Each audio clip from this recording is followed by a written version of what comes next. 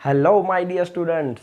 So first of all તો તમને બધાને કોંગ્રેચ્યુલેશન્સ, કારણ કે તમે બધા 10મું ધોરણમાં ખૂબ સારા માર્ક્સ લઈ અને 11 સાયન્સમાં એડમિશન લઈ ચૂક્યા છો.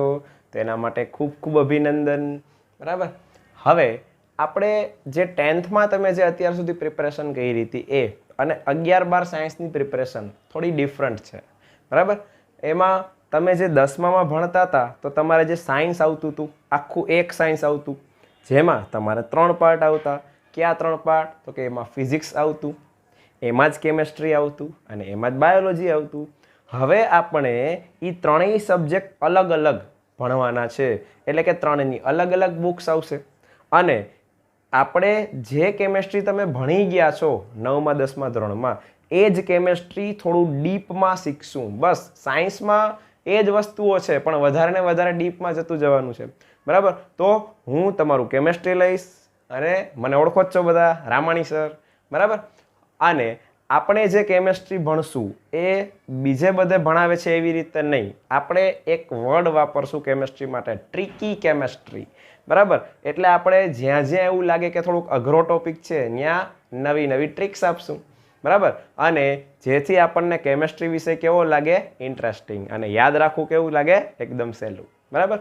ચલો, તો હવે આપણે કેમેસ્ટ્રી સ્ટાર્ટ કરીએ એની પહેલાં તમને એક વાત કરું કે આપણે જો સાયન્સની અંદર સારા માર્ક્સ લેવા હોય, એટલે કે આપણો ગોલ અચીવ કરવો હોય, તો પહેલા લેક્ચરથી એવું જ માનવાનું છે કે આ 12 સાયન્સ છે. ભલે 11મું સ્ટાર્ટ કરીએ છીએ આપણે, પણ અહીંયાથી જ તમારે આ 2 વર્ષ કમ્બાઈન છે, એકબીજા સાથે કનેક્ટેડ છે. પ્યોરલી પ્રિપરેશન એવી જ થવી જોઈએ આપણી કે જેથી આપણને 12મામાં કોઈ ટોપિક અઘરો ન લાગે. બરાબર. 11મું પણ એમ જ તૈયાર કરવાનું છે અને જેથી તમને 12મામાં પણ મજા આવે ભણવાની. બરાબર. તો આપણે કેમેસ્ટ્રી સ્ટાર્ટ કરીએ છીએ. ચલો, હવે કેમેસ્ટ્રીમાં જનરલી બધે એવું ભણાવતા હોય છે પહેલા જ લેક્ચરમાં કે તત્વોના નામ. ચલો, તત્વોના નામ સુધી ઓકે. પછી તો કે આયનીય સંયોજન, સહસંયોજક સંયોજન, આ સિવાય આપણે અમુક જગ્યાએ જોઈએ તો કક્ષા, કક્ષક. પણ આ બધું પછીની વસ્તુ છે. ખરેખર પહેલા જ લેક્ચરમાં શું શીખવાનું થાય ખબર છે? પહેલો જ તમારો ક્વેશ્ચન આવે, વોટ ઇઝ કેમેસ્ટ્રી? કેમેસ્ટ્રી શું છે? તો તમે એમ કહેશો કે રસાયણ વિજ્ઞાન. ચલો, ઓકે, કેમેસ્ટ્રી એટલે રસાયણ વિજ્ઞાન, પણ એ તો એનું ગુજરાતી થયું. રસાયણ વિજ્ઞાનમાં ભણવાનું શું છે અગત્યનું એ છે. પહેલો જ આપણો લેક્ચર આપણે ત્યાંથી સ્ટાર્ટ કરીએ, જે આપણે લખ્યું છે બેઝિક કન્સેપ્ટ. તો રસાયણ વિજ્ઞાન જો સ્ટાર્ટ કરવું હોય તો પહેલું જ આપણે શીખવાનું એ થાય કે રસાયણ વિજ્ઞાનમાં ભણવાનું શું છે. તો તમે એવો આન્સર આપશો કે રસાયણ વિશે. ચલો, રસાયણ એટલે શું? તો તમે એવો આન્સર આપશો એસિડ, બેઝ, ક્ષાર. કારણ કે આવું ચેપ્ટર તમારે 10મામાં આવી ગયું છે, એસિડ, બેઝ અને ક્ષાર. પછી ધાતુઓ અને અધાતુઓ, આવું ચેપ્ટર આવી ગયું છે. તો તમે થોડાક એસિડના નામ દઈ દેશો કે H2SO4 ને HCl ને NaOH ને આ બધું રસાયણ વિજ્ઞાન છે. ચલો, ઓકે, બરાબર છે, આ રસાયણ વિજ્ઞાન છે. તમે કેટલીક ધાતુ અધાતુ વિશે કહી દેશો, પછી કહેશો આ રસાયણ વિજ્ઞાન છે.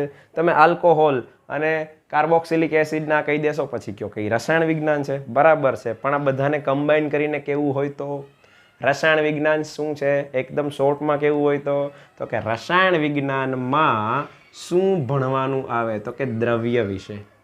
અને એ દ્રવ્ય છે એનું બંધારણ શું છે? એ દ્રવ્ય છે એમાં ઘટક કણોની ગોઠવણી કેવી છે? પછી તો કે દ્રવ્ય એકબીજા સાથે પ્રક્રિયા કરે અને સંયોજન કઈ રીતે બનાવે.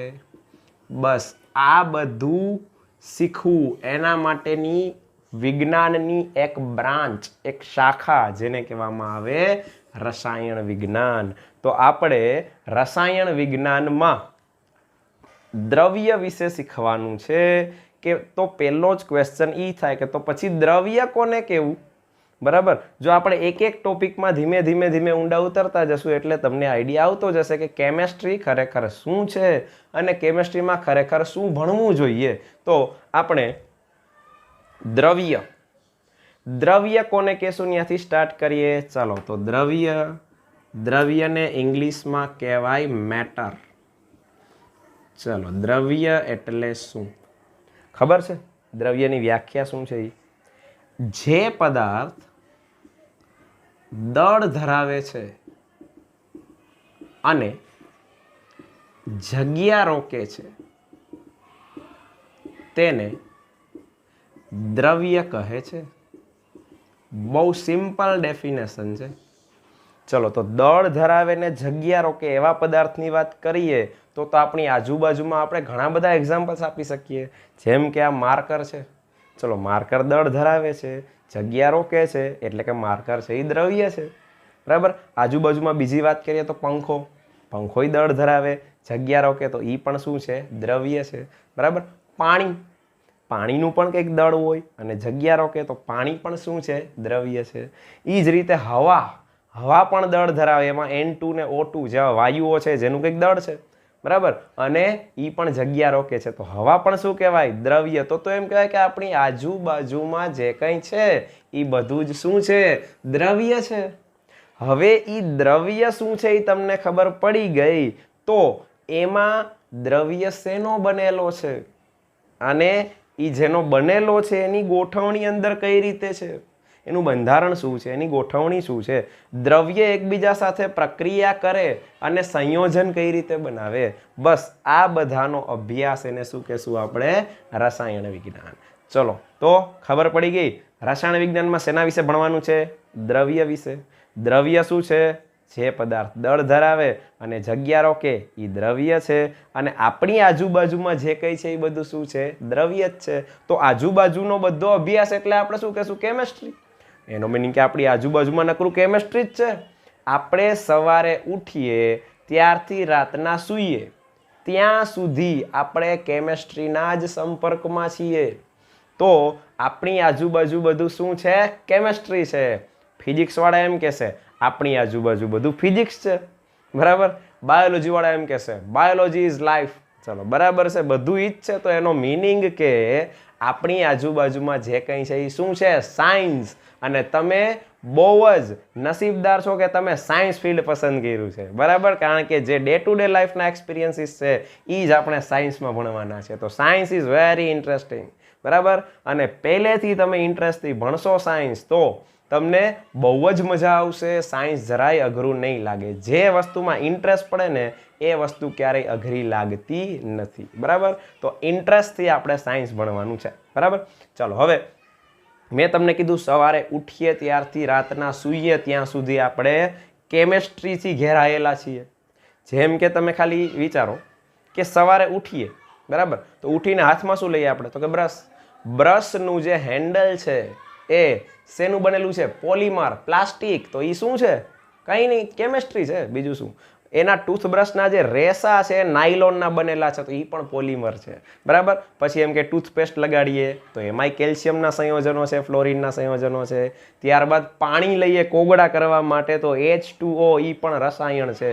તો આ બધામાં શું છે? કેમેસ્ટ્રી છે. આ બધું રસાયણથી બનેલું છે. બરાબર. આ સિવાય તમે જે બેન્ચીસ ઉપર બેસો છો એ બેન્ચીસમાં લોખંડ છે, લાકડું છે તો એમાં કાર્બન ને હાઇડ્રોજન છે તો એમાં પણ શું છે? કેમેસ્ટ્રી છે. રાતના સૂઈએ અને ઊંઘની અંદર જે સપના આવે ને એમાંય કેમેસ્ટ્રી છે.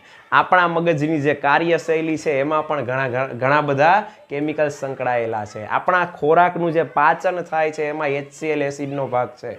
બરાબર. તો આ બધી જગ્યાએ શું સંકળાયેલું છે? કેમેસ્ટ્રી. બરાબર. એક સરસ એક્ઝામ્પલ આપું. આમ તો મને વાતો કરવાનો શોખ થોડો વધારે છે. તમે મારી સામે હો તો આપણા જે સેશન હોય એકદમ ઇન્ટરેક્ટિવ હોય. એટલે હું ક્વેશ્ચન એ બહુ ઝાઝા પૂછું તમને અને વચ્ચે વચ્ચે એ વાતો કરું કે તમને ખબર ના પડે કે આપણી 1.5 કલાકનો લેક્ચર ક્યારે પૂરો થઈ ગયો. ઘણીવાર તો સ્ટુડન્ટ ઘડિયાળમાં જોવે કે લે સાહેબ 1.5 કલાક થઈ ગઈ. બરાબર. તો એટલા ઇન્ટરેસ્ટિંગ હું બધા ટોપિક્સને એટલા ઇન્ટરેસ્ટિંગ બનાવી દઈશ કે તમને મજા જ આવશે ભણવાની. કોઈ ટોપિક અઘરો લાગશે જ નહીં. બરાબર. એટલે આપણે તમને એક વાત કરું, કેમેસ્ટ્રીની વાત ચાલે છે કે કેમેસ્ટ્રી શું છે એના માટે તમને એક વાત કરું. ચલો, હું એકવાર એક સ્ટુડન્ટને મળવા ગયો તો એક્ઝામ દરમિયાન. તો કેમેસ્ટ્રીનું પેપર હતું અને પેપરમાંથી બધા સ્ટુડન્ટ બહાર નીકળતા હતા અને હું ત્યાં જે સ્કૂલમાં એનો નંબર આવ્યો હતો ત્યાં ગયો. હવે એક છોકરી જે હતી, જે સ્ટુડન્ટને હું મળવા ગયો હતો એ 100માંથી 100 માર્ક્સ લાવે એવી છોકરી હતી. ત્યારે સેમેસ્ટર સિસ્ટમ હતી અને MCQ સિસ્ટમ હતી.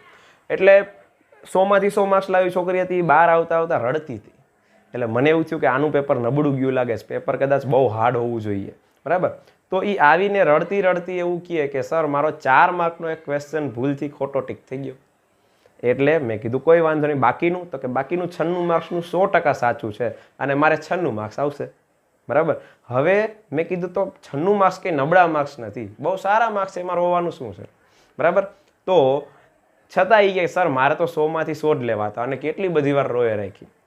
એ દરમિયાન 2-4 બીજા સ્ટુડન્ટ્સ નીકળ્યા સાઈડમાંથી અને એકબીજાને તાલી મારતા મારતા, એટલે મને એમ થયું કે આ બધા બહુ હોશિયાર સ્ટુડન્ટ હશે, 100માંથી 100 માર્ક્સ લે એવા, બરાબર. પણ એ શું કહેતા હતા ખબર? એકબીજાને તાલી મારતા મારતા મારા તો 2-2 માર્કના બધા MCQ ખોટા, મારા તો 3-3 માર્કના 2 જ MCQ સાચા. હવે વિચાર કરો, એક છોકરી જેને 96 માર્ક આવે એમ છે છતાંય રડે છે, અને અમુક સ્ટુડન્ટ્સ કે જેને ઘણું બધું ખોટું છે, કદાચ પાસ તોય સારું, પાસ થાય તોય સારું, એવા સ્ટુડન્ટ્સ છે એ મજા કરતાં કરતાં નીકળે છે. તો આનું કારણ શું? આ એક્ઝામ્પલ શું કામ આપ્યું ખબર છે?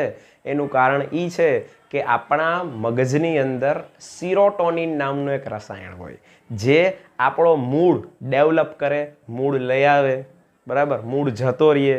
તો આનું કારણ છે સિરોટોનિન નામનું રસાયણ. તો ત્યાં પણ કેમેસ્ટ્રી આવ્યું, બરાબર. તો જે છોકરી છે એ 96 માર્ક્સ આવવા છતાંય રોવે છે, બરાબર, એનો મિનિંગ કે એમાં સિરોટોનિનનું લેવલ ત્યારે ડાઉન થયું હોય, બરાબર. એ જ રીતે જે લોકો મોજમાં જ રહીએ કાયમ, એનામાં સિરોટોનિનનું લેવલ અપ થયું હોય.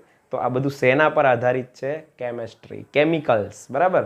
તો આ એક્ઝામ્પલ એટલે આપ્યું કે આપણી મગજની કાર્યશૈલી છે ને એ પણ કેમેસ્ટ્રી ઉપર આધારિત છે, બરાબર. આ સિવાય વાતાવરણમાં થતા ફેરફાર, કમ્પ્યુટર ચલાવવું, આ બધી જગ્યાએ શું છે? કેમેસ્ટ્રી છે, એટલે કે રસાયણ વિજ્ઞાન છે, બરાબર. તો રસાયણ વિજ્ઞાનમાં આપણે શું ભણવાનું છે એ તમને ખ્યાલ આવી ગયો. આપણી આજુબાજુમાં કેટલું કેમેસ્ટ્રીથી આપણે ઘેરાયેલા છીએ એ પણ તમને ખ્યાલ આવી ગયો, બરાબર. હવે ત્યાંથી આગળનો આપણે વિચાર કરીએ. થોડી વાર પછી આપણે દ્રવ્યના વર્ગીકરણમાં જઈએ, પણ એ પહેલાં રસાયણ વિજ્ઞાન પોતે એક બહુ વિશાળ વિષય છે, એટલે કે એના પણ પેટા પ્રકાર પાડવામાં આવ્યા છે, એટલે કે સબ ટાઇપ્સ. તો કેમેસ્ટ્રી છે એના ઘણા બધા પેટા પ્રકાર છે, એની બ્રાન્ચીસ છે એવું કહી શકાય. તો કેમેસ્ટ્રીને આપણે 3 ભાગમાં ડિવાઈડ કરશું. પહેલું આવશે ફિઝિકલ કેમેસ્ટ્રી, જેને કહેવાય ભૌતિક રસાયણ. જેમાં શું ભણવાનું આવે? તો કે તમે 10મા ધોરણમાં મોલ, મોલારિટી આ બધું ભણી ગયા, સાંદ્રતાના એકમો ને બધું, એ બધાને લગતી ગણતરીઓ મેક્સિમમ આપણે શીખવાની થશે. એ કયા ભાગમાં આવશે? ફિઝિકલ કેમેસ્ટ્રી, એટલે કે ભૌતિક રસાયણમાં. ત્યારબાદ બીજો ભાગ આવે ઓર્ગેનિક કેમેસ્ટ્રી, બહુ જ ઇમ્પોર્ટન્ટ પાર્ટ. અમુક જગ્યાએ તો શિક્ષકો એવું કહે છે કે ઓર્ગેનિક ગોખવાનું હોય, પણ મારી પાસે ભણશો પછી તમને આઈડિયા આવશે, અથવા મારી પાસે જે જૂના સ્ટુડન્ટ ભણી ગયા છે એને પૂછશો તો આઈડિયા આવશે કે ઓર્ગેનિક ખરેખર ગોખવાનો વિષય છે જ નહીં. ઓર્ગેનિકમાં મેથ્સની જેમ ફંડા છે, એટલે કે દરેક ટોપિકના કારણો છે, કોઈ પણ રિએક્શનના કારણો છે, બરાબર. એટલે કે આપણે ઓર્ગેનિક કેમેસ્ટ્રીને બહુ જ ઇન્ટરેસ્ટથી ભણશું. ઓર્ગેનિક કેમેસ્ટ્રી છે એને કહેવાય કાર્બનિક રસાયણ, જેમાં મેઇન ભાગ આવે હાઇડ્રોકાર્બન, એટલે કે મિથેન, ઇથેન, પ્રોપેન, બ્યુટેન, જે તમે આગળ ભણેલા છો. એના પછી શું આવે બીજું? એમાં તો કે આલ્કોહોલ વિશે ભણ્યા, કાર્બોક્સિલિક એસિડ, આલ્ડીહાઇડ, આ બધું કાર્બન અને તેના અગત્યના સંયોજનો, એ બધા આપણે ઓર્ગેનિક કેમેસ્ટ્રીમાં ભણવાના થશે. ત્યારબાદ લાસ્ટ પાર્ટ આવે ઇનઓર્ગેનિક કેમેસ્ટ્રી. ચલો, ઇનઓર્ગેનિક કેમેસ્ટ્રીને ગુજરાતીમાં કહેશું અકાર્બનિક રસાયણ. હવે નામમાં જ છે કાર્બનિક, અકાર્બનિક.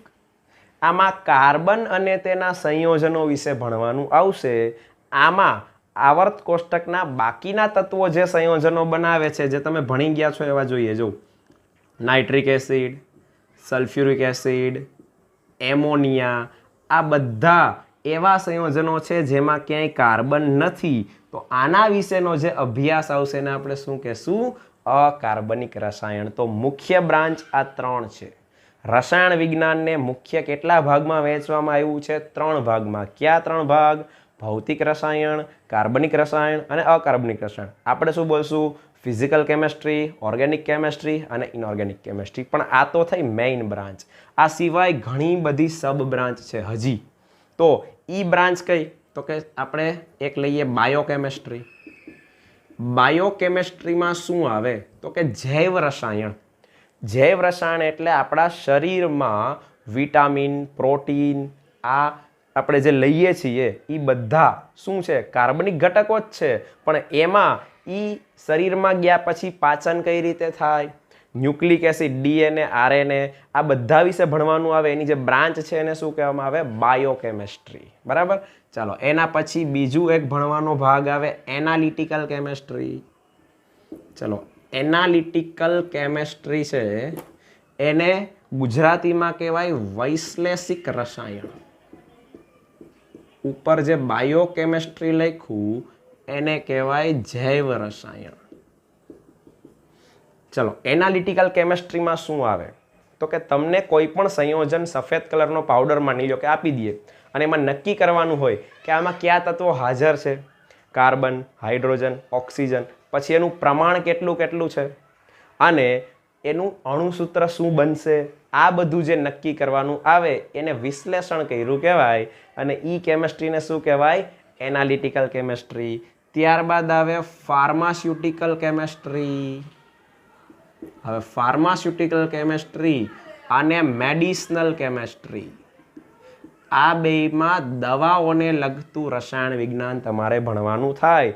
દવાઓ બધી જ રસાયણ છે. બરાબર. તો દવાઓ વિશેનું જે ભણવામાં આવે એને ફાર્માસ્યુટિકલ કેમેસ્ટ્રી અને મેડિસિનલ કેમેસ્ટ્રી બ્રાન્ચમાં ડિવાઈડ કરવામાં આવે. ત્યારબાદ આવે ઇન્ડસ્ટ્રીયલ કેમેસ્ટ્રી.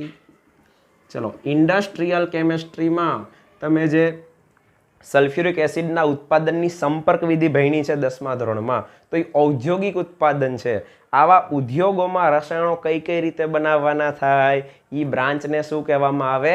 Industrial chemistry. આ સિવાય આવે એગ્રીકલ્ચરલ કેમેસ્ટ્રી. ચલો, એગ્રીકલ્ચરલ કેમેસ્ટ્રીમાં ખેતીવાડીને લગતું રસાયણ એટલે કે યુરિયા ખાતર છે તો એ ખાતર વિશે આવે ભણવાનું. બીજું એમાં શું આવે એગ્રીકલ્ચરલ કેમેસ્ટ્રીમાં? તો કે પેસ્ટિસાઇડ્સ, પેસ્ટ કંટ્રોલ કરવા માટે જે દવાઓ યુઝ કરીએ છીએ, ઇન્સેક્ટિસાઇડ્સ, આ બધું કેમાં આવે? એગ્રીકલ્ચરલ કેમેસ્ટ્રીમાં. તો આ બધી સબ બ્રાન્ચીસ છે. પણ આપણે જે ભણવાનું છે મેઇન આ 3 બ્રાન્ચીસ છે. બરાબર. તો ખબર પડી પહેલા લેક્ચરમાં શું ભણવાનું હોય? શું ભણવાનું હોય? કેમેસ્ટ્રી શું છે, એની બ્રાન્ચીસ કઈ છે, આ બધું પહેલા લેક્ચરમાં ભણવાનું હોય જે હું તમને ભણાવું છું. બરાબર. અને બાકીનું જે કંઈ અઘરા ટોપિક્સ છે સીધું મને ખબર છે કે તમે બધું ભણીને જ આવ્યા 9મા 10મામાં, છતાંય જો બેઝ જ તમારો ક્લિયર ના હોય ને સીધું હું તમને ગોખાવાનું ચાલુ કરું તો એનો કોઈ મિનિંગ નથી. ગોખવું એ શબ્દ આપણી ડિક્શનરીમાં આવતો નથી. બરાબર. આપણે ઓનલી સમજીને જ બધી વસ્તુઓ પ્રિપેર કરશું. બીજું, આપણે પહેલો લેક્ચર પૂરો થાય એટલે પહેલા લેક્ચરનું મારા હાથે લખેલું હેન્ડ રિટન મટીરિયલ હું તમને PDF ફાઇલ સેન્ડ કરીશ. બરાબર. એની તમારે નોટ્સ બનાવતી જવાની છે જે તમારી ફેરબુક ગણાશે. અને લેક્ચર ચાલુ હોય દરમિયાન તમારે કોઈ વસ્તુ લખવાની જરૂર નથી. આ બધું તમને રિટન મળી જશે. બરાબર. લખેલું તૈયાર મળશે તમને આ બધું. એટલે તમારે માત્ર લેક્ચર જોવાનો, સાંભળવાનો, 2-3 વાર સમજવાનો. બરાબર. એનાથી વિશેષ તમારે કંઈ કરવાનું નથી. પછી ડાયરેક્ટ જે તૈયાર કરેલું મટીરિયલ આવે એ જ તમારે લખી નાખવાનું છે. બરાબર. અને એ જ તમારે વાંચવાનું અને એ જ પ્રિપરેશન કરવાની છે ટૂંકમાં. ચલો, ત્યાંથી આગળ વિચારીએ. આ થઈ ગઈ બધી બ્રાન્ચીસ. હવે કેમેસ્ટ્રીના જેટલા બેનિફિટ્સ છે એટલે કે જેટલા ફાયદા છે આ બધું કીધું. આ બધું જે ડેવલપમેન્ટ છે એ કેમેસ્ટ્રીના કારણે છે. કેમેસ્ટ્રી એટલું બધું આગળ વધી ગયું છે કે જે અસાધ્ય ગણાતા રોગ જેમ કે કેન્સર, એની દવાઓ સિસપ્લેટિન અને ટેક્સોલ. ચલો, આ યાદ રાખવાનું છે. તમને મટીરિયલમાં લખેલું જ હશે, હું આપીશ એમ. તો કેન્સરની જે 2 દવાઓ સિસપ્લેટિન અને ટેક્સોલ, આની શોધ પણ કેમેસ્ટ્રીના વિકાસને આધારી છે. બરાબર. તો કેમેસ્ટ્રીનો વિકાસ થયો એટલા માટે આ દવાઓ ગોતવામાં આવી અને એના કારણે અત્યારે કેન્સર જેવો રોગ પણ મટાડી શકાય છે. બરાબર. આ સિવાય એઇડ્સ, એના માટે પણ દવા ગોતવામાં આવી છે. AZT શોર્ટ ફોર્મ છે. આને કહેવાય એઝિડોથાઇમિડીન. તો આ જે કંઈ દવાઓ ગોતવામાં આવી છે એ શેને આભારી છે? રસાયણ વિજ્ઞાનના વિકાસને આભારી છે.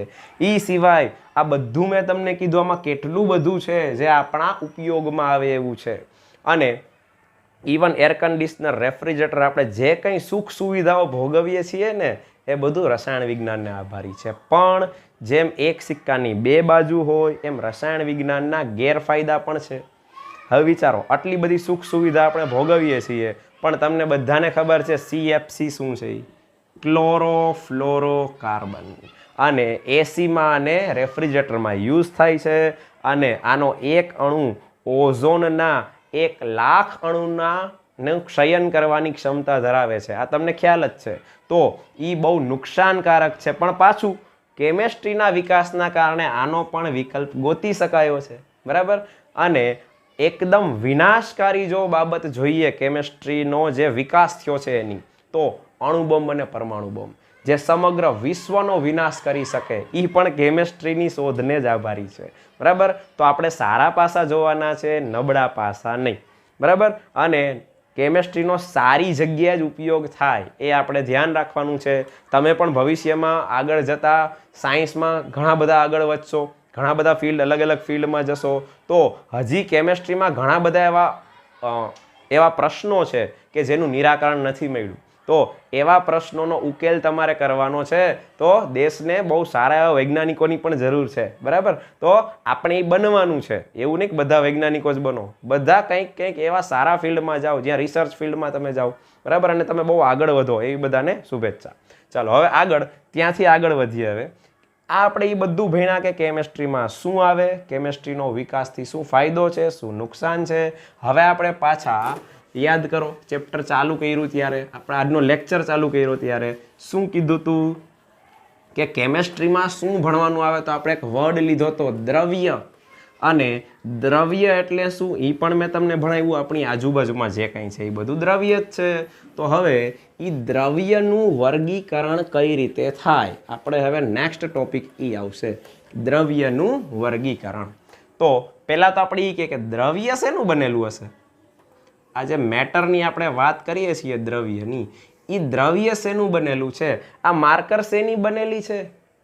અણુ અથવા પરમાણુ. બરાબર. તો નાનામાં નાનો કણ પરમાણુ, પરમાણુઓ ભેગા થઈને શું બનાવે? અણુ. અને પરમાણુ અને અણુ અને જનરલ કહેશું કણ. તો દ્રવ્ય છે એ કણોનો બનેલો છે એમ કહી શકાય. બરાબર. તો હવે એ પરમાણુ ને અણુ વિશે હજી આપણે નેક્સ્ટ લેક્ચરથી સ્ટાર્ટ કરશું કે પરમાણુ શબ્દ ક્યાંથી આવ્યો એ આપણે આવતા લેક્ચરમાં ભણશું. બરાબર. પણ અત્યારે આપણે વિચારીએ કે દ્રવ્યનું જે વર્ગીકરણ છે એ બે રીતે થાય. એક એની ભૌતિક સ્થિતિ અથવા ભૌતિક અવસ્થાના આધારે વર્ગીકરણ, અને બીજું વર્ગીકરણ આવે એની રાસાયણિક લાક્ષણિકતાના આધારે વર્ગીકરણ. ચલો, તો ભૌતિક અવસ્થાના આધારે વર્ગીકરણ થાય. આ તમે 6ઠ્ઠા ધોરણથી ભણતા આવો છો કે ભૌતિક અવસ્થાના આધારે દ્રવ્યના 3 પ્રકાર પાડી શકાય, ઘન, પ્રવાહી અને વાયુ. એટલે કે સોલિડ, લિક્વિડ અને ગેસ. તો સોલિડ એટલે કે ઘન પદાર્થ કોને કહેવાય? જેમાં કણો ખૂબ જ નજીક નજીક ગોઠવાયેલા હોય. જેમ કે આ ઘન પદાર્થ છે, ગમે એટલા એક્ઝામ્પલ આપી શકો ઘન પદાર્થના. લોખંડ છે, તાંબુ છે, આ બધા ઘન પદાર્થો છે. બરાબર. તો આ માર્કર ઘન પદાર્થ છે, જેટલા એક્ઝામ્પલ આપવો એટલા આપી શકાય. પણ ઘન પદાર્થની લાક્ષણિકતા શું? એના કણો ખૂબ જ નજીક નજીક ગોઠવાયેલા હોય, એનામાં આકર્ષણ બળ ખૂબ જ પ્રબળ હોય, એટલે એનો આકાર નિશ્ચિત હોય. બરાબર. આ સિવાય તો કે એનું કદ પણ નિશ્ચિત હોય. ચાલો, તો ઘન પદાર્થની લાક્ષણિકતા થઈ ગઈ. પ્રવાહીમાં શું હોય? કણો થોડાક દૂર હોય. કણો એટલે શું સમજશું? પરમાણુ અથવા અણુ. ચલો, પ્રવાહી પદાર્થમાં કણો થોડા દૂર હોય, એટલે કે એમાં આકર્ષણ થોડું નબળું હોય. તો એનું કદ નિશ્ચિત હોય પણ એનો આકાર નિશ્ચિત હોતો નથી. બરાબર. એને જે પાત્રમાં ભરો એવો આકાર ધારણ કરી લે. ત્યારબાદ ત્રીજું શું આવશે? વાયુ. ચલો, વાયુ કોને કહેવાય? તો કે વાયુના કણો ખૂબ જ દૂર દૂર હોય, એની વચ્ચે આકર્ષણ નહિવત હોય, અને જે પાત્રમાં ભરો એ આખું પાત્ર એનાથી ભરાઈ જાય. એટલે કે ફેલાઈ જાય કણો છે એમાં, તો એનો કોઈ નિશ્ચિત કદય નથી હોતો, નિશ્ચિત આકારેય નથી હોતો. તો આ ત્રણેયનો ડિફરન્સ આ સમજાવ્યું, પણ આ બધું તમને ખબર જ છે. તો પ્રવાહીના એક્ઝામ્પલ આપવા હોય તો પાણી, કેરોસીનના પ્રવાહીના એક્ઝામ્પલ, વાયુમાં હવા. તો આ બધાના એક્ઝામ્પલ્સ થઈ ગયા. તો આ એક વર્ગીકરણ પૂરું થયું જે તમને ઘણા ટાઈમથી આવડતું હશે. ચાલો બીજું, રાસાયણિક લાક્ષણિકતાના આધારે વર્ગીકરણ. રાસાયણિક લાક્ષણિકતાના આધારે પાછું વર્ગીકરણ બે પ્રકારમાં થાય. એક પ્રકાર આવે મિશ્રણ અને બીજું આવે શુદ્ધ પદાર્થો. હવે શુદ્ધ પદાર્થોમાં શું આવે તો કે તત્વ અને સંયોજન. આને કહેવાય શુદ્ધ પદાર્થો. તો મિશ્રણ કોને કહેશું? મિશ્રણના પાછા બે પ્રકાર પડે. એક છે સમાંગ મિશ્રણ, જેને કહેવાય હોમોજીનિયસ મિક્સચર, અને બીજું આવે વિસમાંગ મિશ્રણ, જેને કહેવાય હિટ્રોજીનિયસ મિક્સચર. મિશ્રણને ઇંગ્લિશમાં કહેશું મિક્સચર, તત્વને કહેશું એલિમેન્ટ, અને સંયોજનને કહેશું કમ્પાઉન્ડ. ચલો હવે આપણે પહેલા શુદ્ધ પદાર્થોમાં જઈએ. તત્વ. ચલો તત્વ શું છે ખબર છે? કોને કહેવાય તત્વ? જે એક જ પ્રકારના પરમાણુઓથી બને એને કહેવાય તત્વ. જેમ કે સોડિયમ છે એ તત્વ છે. તો સોડિયમનો એક ટુકડો લઈએ તો એની અંદર જેટલા પણ પરમાણુ હશે બધા સોડિયમના જ હશે, બરાબર? એટલે કે સોડિયમ શું છે? તત્વ છે. એક જ પ્રકારના પરમાણુઓથી બનેલો પદાર્થ, જેને આપણે શું કહેશું? તત્વ. ચાલો સોડિયમ પછી તો કે ઓક્સિજન, જે O2 સ્વરૂપે હોય પણ છતાંય O2 છે તો છે તો બે ઓક્સિજન ને, એટલે O2 ને શું કહેવાય? તત્વ. એક જ પ્રકારના પરમાણુઓથી બનેલો ઘટક, તો શું કહેશું? તત્વ. એ જ રીતે N2 નાઇટ્રોજન શું છે? તત્વ છે. તો આખું આવર્ત કોષ્ટકમાં જેટલા છે એ બધા તત્વો જ છે, બરાબર? તો આખું આવર્ત કોષ્ટક શેનું બનેલું છે? તત્વોનું બનેલું છે. જેમાં એક જ પ્રકારના પરમાણુઓ હોય એને કહેવાય તત્વ. ચાલો તો હવે આવે સંયોજન. કોને કહેવું? બે કે બેથી વધારે અલગ અલગ પ્રકારના જ્યારે પરમાણુઓ જોડાય તો એનાથી બનેને શું કહેશું આપણે? સંયોજન. તો પરમાણુઓ જોડાયની બદલે એમ કહીએ કે બે કે એનાથી વધારે પ્રકારના તત્વો જોડાય તો એને આપણે શું કહેશું? સંયોજન. અને સંયોજન માટે એક ખાસ શબ્દ, સંયોજનનું અણુસૂત્ર નિશ્ચિત હોય.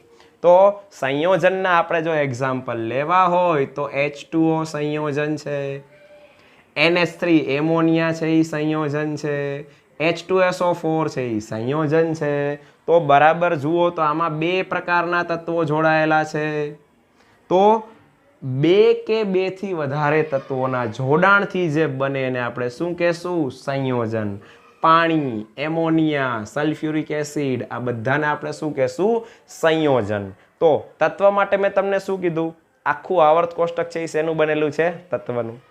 સંયોજન માટે શું કીધું? જેનું અણુસૂત્ર નિશ્ચિત છે અને જે બે કે બેથી વધારે તત્વોનું બનેલું છે એને આપણે શું કહેશું? સંયોજન. તો હવે આવે મિશ્રણ. એટલે શું? સંયોજનમાં હજી એક મુદ્દો, જ્યારે સંયોજન બને ને ત્યારે એમાં રહેલા તત્વો એના મૂળ ગુણધર્મો ગુમાવી દે. એટલે કે હાઇડ્રોજન તત્વ છે, બરાબર? એ કેવું તત્વ છે? એ દહનશીલ તત્વ છે, એટલે કે સળગી ઉઠે એવો વાયુ છે. ઓક્સિજન તત્વ છે, એ કેવો વાયુ છે? દહન પોષક, એટલે કે એ સળગવામાં મદદ કરે. પણ એ બેથી જ્યારે પાણી બની જાય H2O તો એ બની જાય દહન શામક, એટલે કે આગ ઓલવવામાં અગત્યનું છે, બરાબર? તો આપણે એમ કહી શકીએ કે જ્યારે તત્વ ભેગા થઈને સંયોજન બનાવે ને ત્યારે એના મૂળ ગુણધર્મો, તત્વના મૂળ ગુણધર્મો એ ગુમાવી દેશે. ત્યારબાદ વર્ડ આવે મિશ્રણ. ચલો મિશ્રણ વિશે ભણીએ. મિશ્રણ કોને કહેશું? તો કે જ્યારે આપણે પહેલા તો એક્ઝામ્પલ લઈને સમજાવું. ચલો NaCl, આ છે NaCl, એને તમે પાણીમાં નાખો. હવે NaCl શું છે? તો કે અણુસૂત્ર છે એટલે એ સંયોજન છે. પાણી શું છે? અણુસૂત્ર છે એટલે કે સંયોજન છે. બે સંયોજનને ભેગા કરી દીધા તો શું બની ગયું? મિશ્રણ. તો આપણે બે જુદા જુદા સંયોજનને ભેગા કરી દીધા, આનાથી બનશે મીઠાનું દ્રાવણ. તો દ્રાવણ શું છે? દ્રાવણ મિશ્રણ છે. પણ કેવું મિશ્રણ? સમાંગ મિશ્રણ. કોને કહેશું સમાંગ મિશ્રણ? જ્યારે એક ઘટકના કણો બીજા ઘટકમાં સમાન રીતે વહેંચાઈ જાય તો એવા મિશ્રણને શું કહેવાય? સમાંગ મિશ્રણ. તો બીજું મિશ્રણ કયું આવે? વિસમાંગ મિશ્રણ. એનું એક્ઝામ્પલ, ચલો આનું એક્ઝામ્પલ શું લીધું? NaCl અને પાણી. અહીંયા ખાંડ અને પાણી લઈ શકાય, સમાંગ મિશ્રણ છે. વિસમાંગ મિશ્રણમાં આપણે લઈએ રેતી, સિલિકા અને પાણી. ચલો રેતી ને પાણીને મિક્સ કરો જી, શું થાય? થોડીક વાર હલાવશો, રાખી દેશો, બેયની હદ રેખા નિશ્ચિત જોઈ શકાશે, બે જુદા પડે એવું જોઈ શકાશે. આમાં ક્યારેય જોઈ શકાશે નહીં.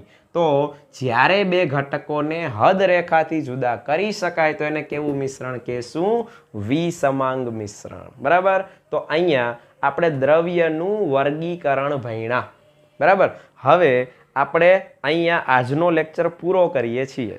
તમને આજે જે કંઈ ભણાવ્યું, કેમેસ્ટ્રી શું છે, કેમેસ્ટ્રી ભણવાની શરૂઆત ક્યાંથી થાય, કેમેસ્ટ્રીમાં કયા કયા પાર્ટ્સ આવે, એની બ્રાન્ચીસ કઈ છે, ફિઝિકલ, ઇનઓર્ગેનિક, ઓર્ગેનિક.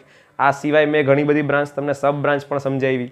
બરાબર. આ સિવાય આપણે શું ભણ્યા? કેમેસ્ટ્રીના ફાયદા શું છે, કેમેસ્ટ્રીનું નુકસાન શું છે, ગેરફાયદા એટલે કે બેક સાઈડ શું છે એની. બરાબર. એના પછી આપણે ભણ્યા કે કેમેસ્ટ્રી ભણવાની શરૂઆત ક્યાંથી કરવાની થાય?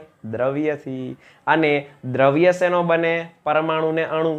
પણ એ પરમાણુ ને અણુ, પરમાણુ શબ્દ ક્યાંથી આવ્યો? ત્યાંથી આપણો નેક્સ્ટ લેક્ચર સ્ટાર્ટ થશે. બરાબર. અત્યારે ખાલી આપણે ભણ્યા દ્રવ્ય, આપણી આજુબાજુમાં બધા દ્રવ્યો છે. હવે દ્રવ્યના બંધારણ વિશે ભણવું એ કેમેસ્ટ્રી છે. તો આપણે પહેલા દ્રવ્યનું વર્ગીકરણ જોયું, જેમાં આપણે બે રીતે વર્ગીકરણ જોયું. બરાબર. એ આખું જોયું આપણે. અહીંયા એના એક્ઝામ્પલ્સ લીધા. અને આનું જે પ્રિપેર્ડ મટીરિયલ, હું તમને આ લેક્ચર તમે જોઉં કે તરત તમને એ મટીરિયલ સાથે મળી જશે, એટલે તમને સાથે સાથે તૈયારી કરવાની બહુ મજા આવશે. બરાબર. તો રોજનું રોજ પ્રિપેર કરવાનું છે. બરાબર. ભૂલ્યા વગર. ડેઇલી લેક્ચર્સ આવશે આપણા, અને રોજની રોજ ફેરબુક બનાવતી જવાની છે. હું તમને વીકમાં એકવાર ક્લાસે બોલાવીશ અને એ દરમિયાન એક એક કરીને તમને મટીરિયલ આપીશું. તો એ મટીરિયલ પણ તમારે ઘરે સોલ્વ કરવાનું છે. તમને ક્યાંય પણ ડાઉટ્સ લાગે તો આ મારા મોબાઈલ નંબર છે, તમે ગમે ત્યારે મને કોલ કરી શકો છો અથવા વોટ્સએપમાં પણ ક્વેશ્ચન કરી શકો છો. બરાબર. વોટ્સએપ નંબર પણ આ જ છે. ચલો, તો આઈ હોપ કે તમને બધાને ભણવાની મજા આવી હશે. જો આપણે સામસામાં હોઈએ ને તો બહુ જ મજા આવે. પણ અત્યારે લોકડાઉન છે, તમને ખબર જ છે, અને લોકડાઉનમાં આપણું કેરિયર લોક થવા દેવાનું નથી. તો આપણે શું કરવાનું છે? આપણે જે ઓનલાઈન ભણીએ છીએ યુટ્યુબના માધ્યમ દ્વારા, એને એવું જ માનવાનું છે કે આપણે ઓફલાઈન ભણીએ છીએ. એ જ રીતે તમારે પ્રિપરેશન કરવાની છે. કંઈ પણ ન સમજાય તો તમે એક એક વિદ્યાર્થી કરી અને મારી પાસે આવી શકો છો, અને કંઈ પણ શીખવું હોય તો સમજી જઈ શકો છો ક્લાસે આવીને. બરાબર. તો અહીંયા સુધી આપણે આ લેક્ચર રાખીએ છીએ, અને નેક્સ્ટ લેક્ચરમાં આપણે ક્યાંથી સ્ટાર્ટ કરશું? પરમાણુ શું છે ત્યાંથી સ્ટાર્ટ કરશું. બરાબર. ચાલો, તો બાય.